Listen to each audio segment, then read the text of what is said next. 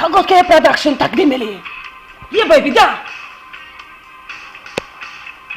Kalgotka fərqlidir, Ankara sərindir, 20-40 değindir, ayaklarım enlidir, axı bu nədir? Axı bu nədir?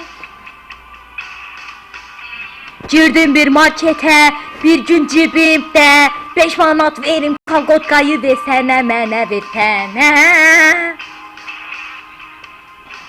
Dedim kalgotkayı ver. Kədərkəm, güsə gəldi birdən, birə gəldi mənə. Baktım onun gözlerine. Dedim Kalgotkayı vermene. Kalgotkayı dedim sen ahine. Deyin Kalgotkayı. Baktım onun sifətine, dedim Kalgotkayı vermene. Kalgotkayı deyin dedim sənə axı mən, deyin Kalgotkayı.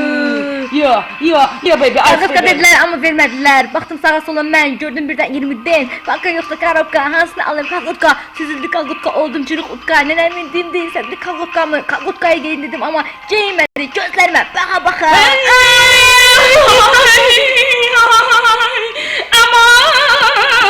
Kalgotka'yı gözlerime